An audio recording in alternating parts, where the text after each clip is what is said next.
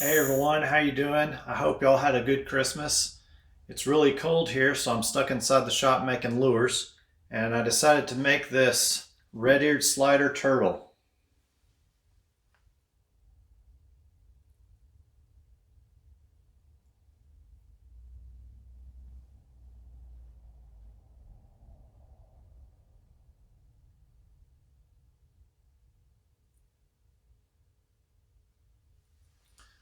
So why don't you stick around and we'll make one.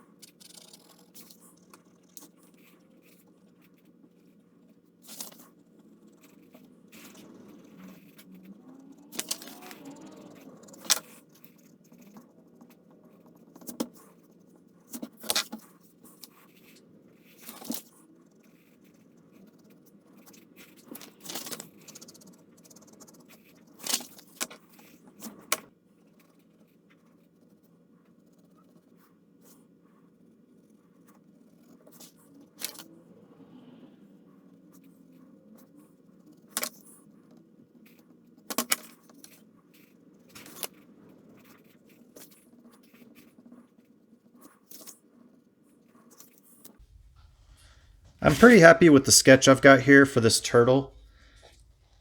This lure is going to be just a little over 3 inches long. So it's 3 inches from the tip of the nose to the back of the shell here. And I'm thinking that's going to be a good size for bass. It's not so big that it scares them away, but it's not so small that you can't really see it. I want to have some of their legs sticking out a little bit, the tail sticking out a little bit, and of course the head out. If we look at the side view here, this line is the water line. So when I get to ballasting this thing, I want it to look like a turtle that's just sitting on the surface getting a breath of air, okay? So slightly tail down, nose up above the water line. I'm attaching my line tie here just so that I can move it forward a little bit. There's not really, I don't think, going to be a whole lot of action to speak of on this lure. That's not the way I'm fishing it. The way I'm fishing it is to cast it out near some brush, some cover, and then just kind of retrieving it along that cover. But mostly I'm anticipating strikes as it suspends and just hangs in the water.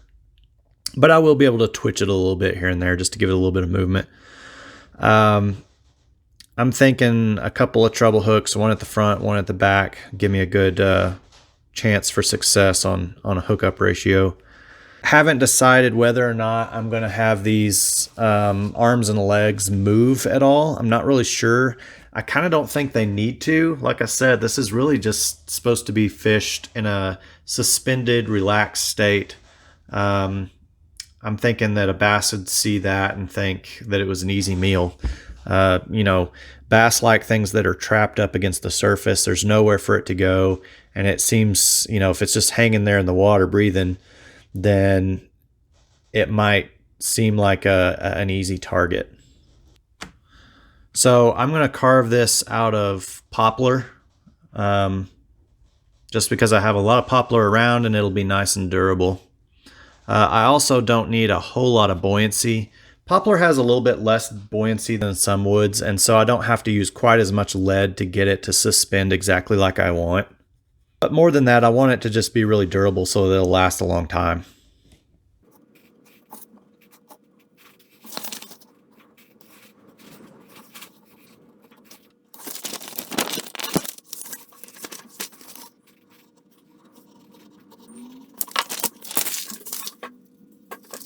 Now that the glue has dried on my block of wood, I took it over to the sander and I sanded these two sides flat.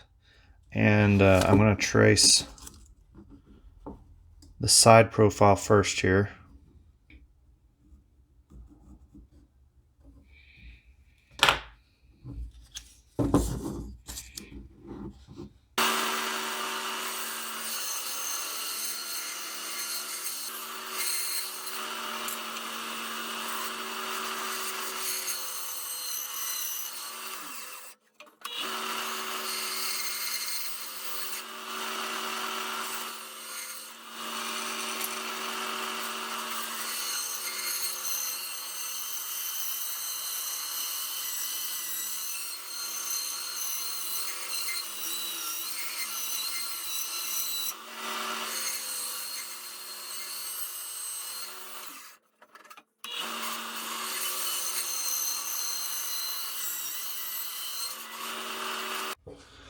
So we want to save all the pieces from that cut, and we're going to put them back together kind of like a puzzle here. Now that I've got this figured out, I'm going to kind of hot glue this back together a little bit, sort of temporarily. I'm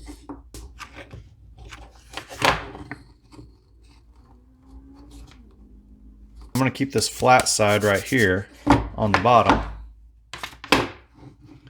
And we're going to trace our top profile on. Now you can see right here where I've cut up where the nose is.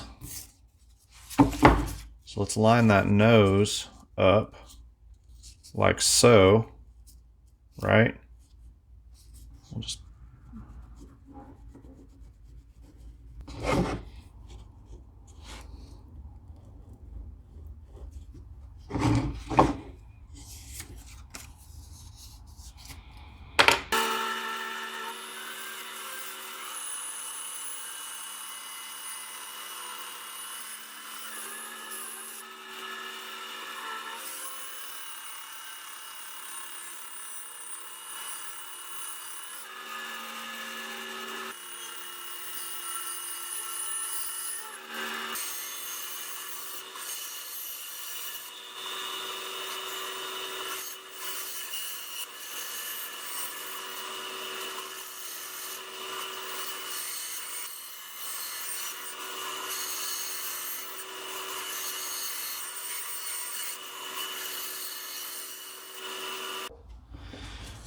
when you get to this part and you're ready to pull it apart with this hot glue, if it's still a little hard to remove, you can put it in the microwave for like 30 seconds. That's what I did. Just to soften the glue up enough to where you can get this off.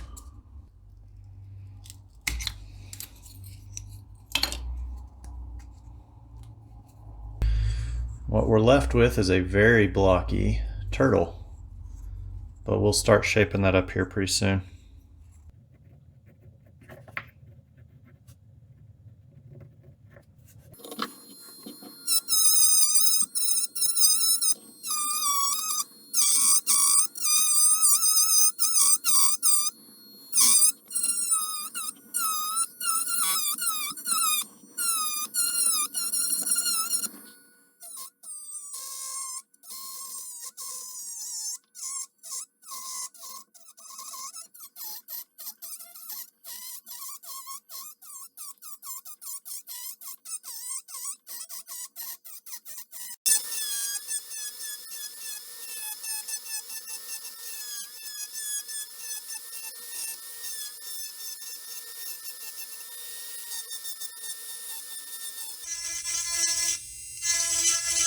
I've got the tail in pretty good shape here. I'm liking the way that is. But anytime you've got a thin potentially breakable piece hanging out there, you want to strengthen that as soon as possible. And I'm going to go ahead and put a little bit of super glue on that. This is that super thin Instacure stuff because it'll soak in really well. And I'm just going to work some in around that tail just to make it a little bit stronger.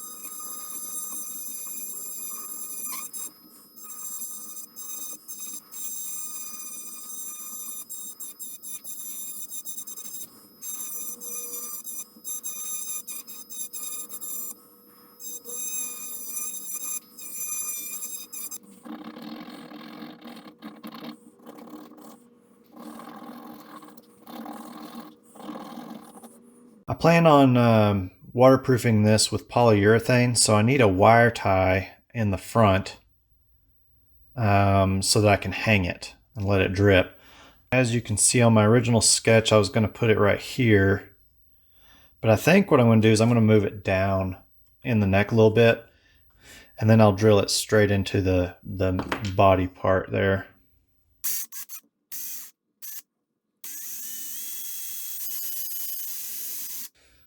So moving this line tie where I have serves two purposes. One, this acts kind of as a dowel in the neck, which will strengthen that neck and strengthen the head altogether. And also, I'll be pulling from that area instead of way up here on the head, which will reduce the stress on that neck.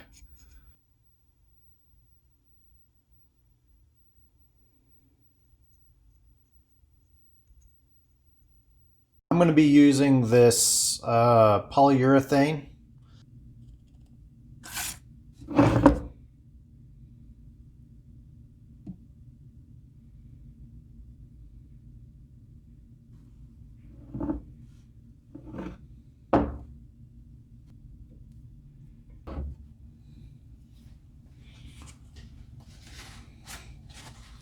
Of course, we need to make a couple of hook hangers here with the 0.041 stainless steel lock wire.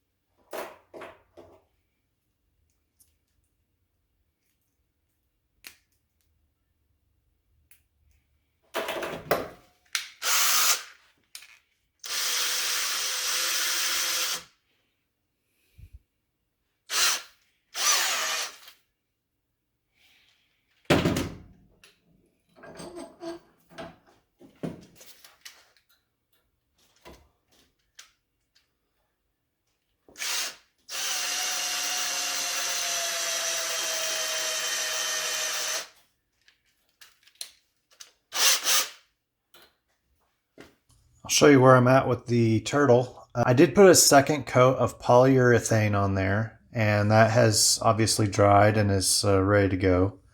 So it's nice and waterproofed. I'm going to cut these two hook hangers to a 1/2 inch length. All right, and as you can see, we're going to place them in the back and then the front here on the center line. I do want to put some tape on my drill bit here just to make sure that I don't accidentally get too deep.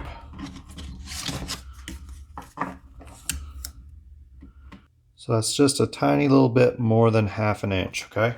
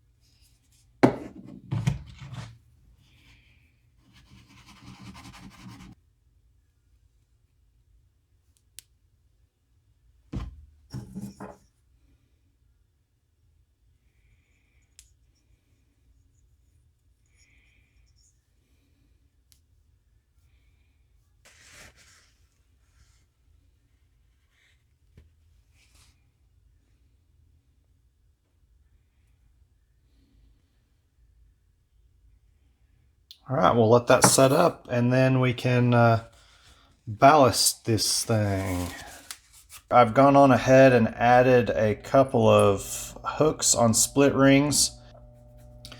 So the way this lure is going to work, let's go back to the sketch real quick. I'll show you the original plan.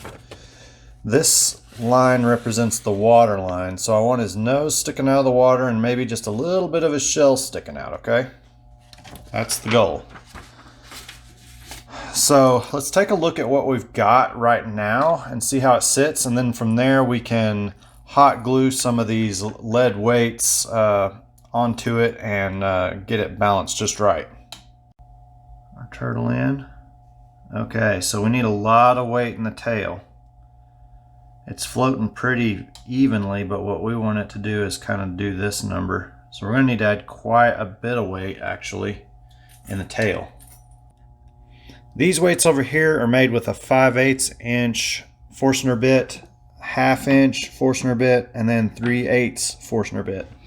So the first thing I'm going to do is kind of take a look at what's going to fit best here. And I think the biggest I'm going to want to go is a 1/2 inch. Let's take a look at the 5/8. Yeah, the 5/8 is just going to be too big. It's going to disrupt too much of what I've carved. So, but I know I need a lot of weight. So I'm gonna start with this 1/2 inch. Let me make sure that's really good and dry. I'm going to get a couple of weights that are roughly the same mass here.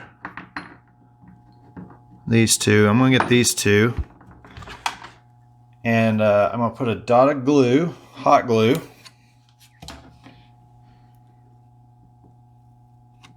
Here and here. And we'll just sort of temporarily tack those on there. Let that cool a minute. Let's take a look at what that does.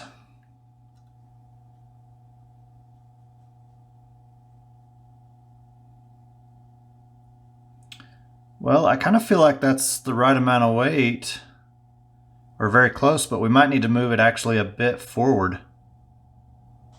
The beautiful part about this method is that you can just break these off, glue them in a little bit different place or change the size and get pretty close to what your weight needs to be before you drill holes into it.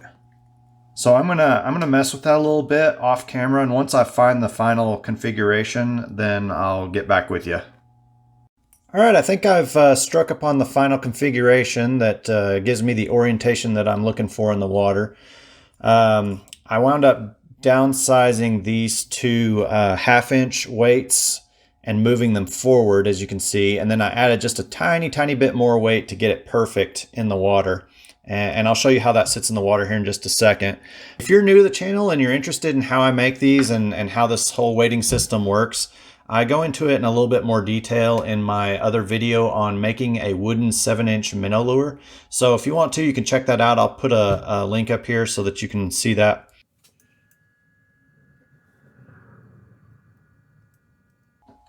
All right, so as you can see, this looks a lot like a small turtle just relaxing on the surface of the water, getting a breath of air, looking around. There's a little bit of shell sticking out here, you can see. I'd say a tasteful amount of shell, not too much. Not enough to get demonetized. But I'm happy with the way that that's sitting in the water, so let's go ahead and drill our holes and put the lead in. All right, this first one, this 3/8 inch one that's going to be in the middle here in the back, is not much, okay? It's very small, so let's just barely go in there. Shallow.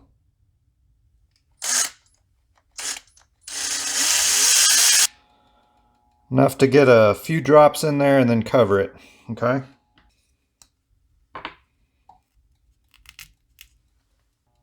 And that's a pretty sizable amount. So let's take a look at that in relation. Okay, it's going to be a full depth of that bit.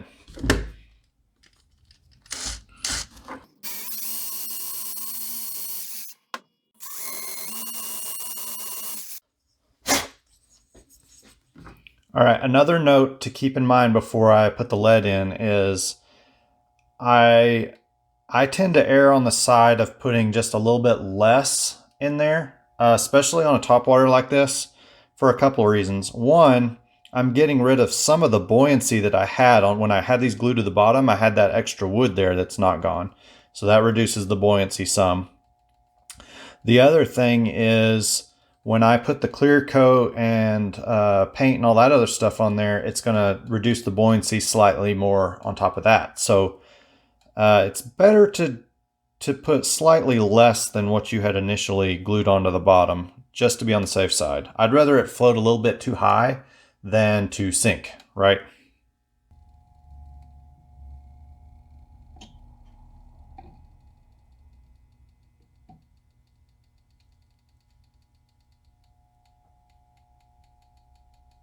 I do wear my goggles and a mask because this does put fumes out that you don't want to breathe. You want to make sure that this thing is completely dry too, because if this hot lead hits water, bad things happen.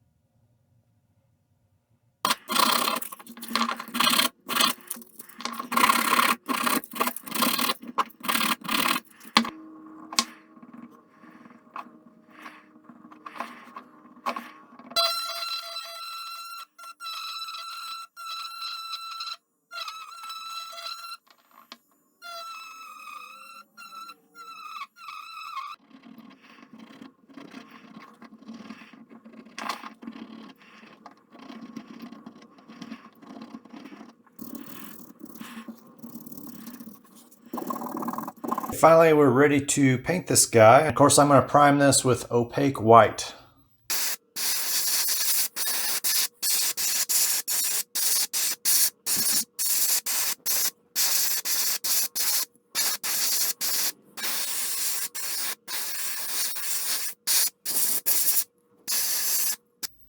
I'm ready to put my foundational color down, and what I'm going to use for that is a pale yellow.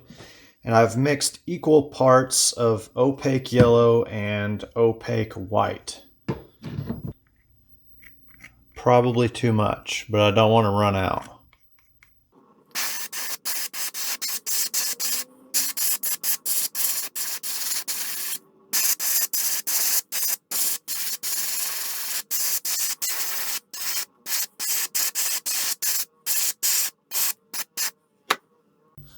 All right, the next color I'm going to use is a transparent light brown.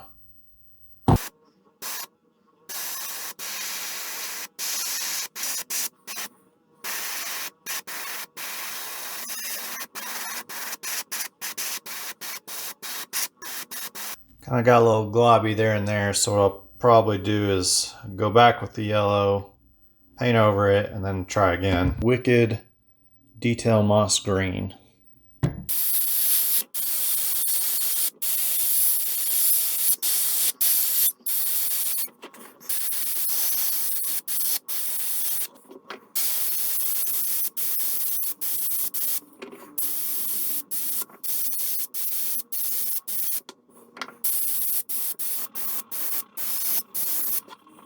Next color I'm going to spray on is kind of a light, bright green. And this is 15 drops opaque green, 2 drops opaque white, and 5 drops of opaque yellow.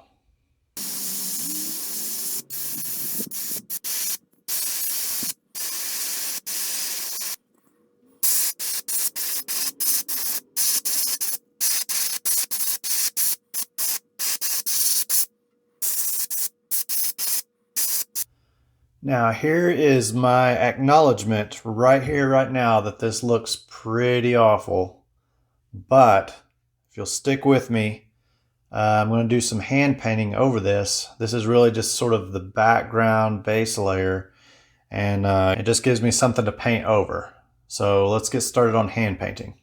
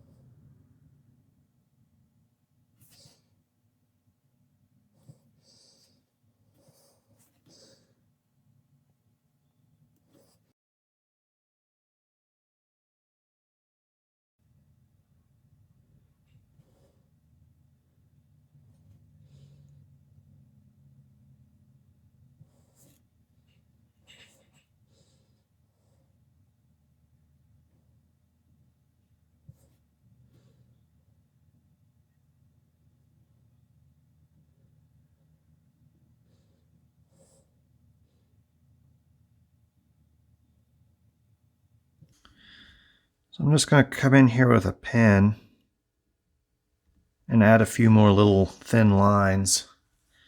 My dark green paint is so dark that I think this black pen will kind of blend all right with it. It gives me a little bit more detail.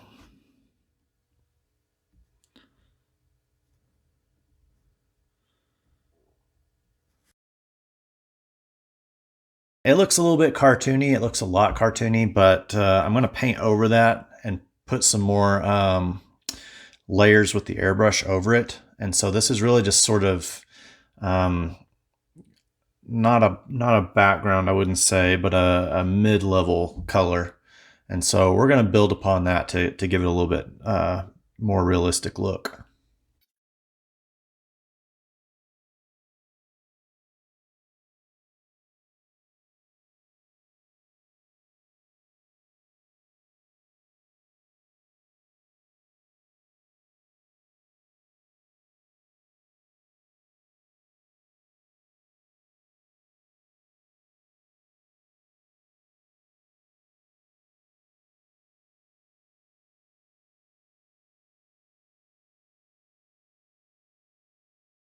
All right, we're going to put a little bit of detail raw umber.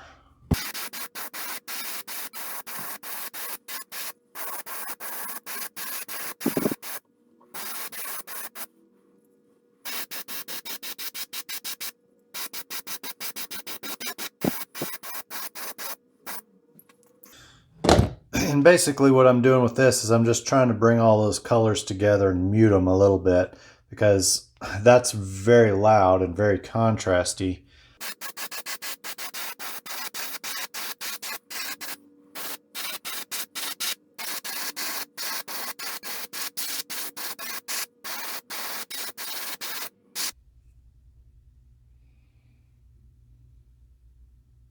I'm ready to paint the red ear,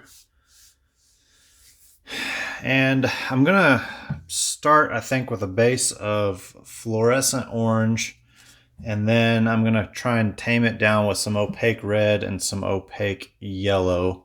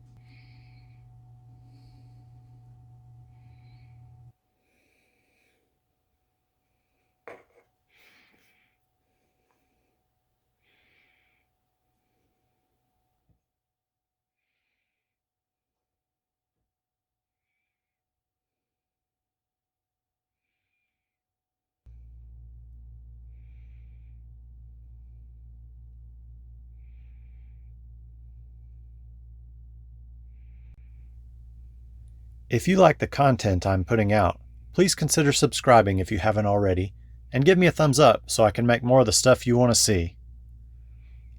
Also, feel free to leave a comment. I welcome your feedback and appreciate all of your support. Thanks again everyone for watching, and I'll see you on the next one.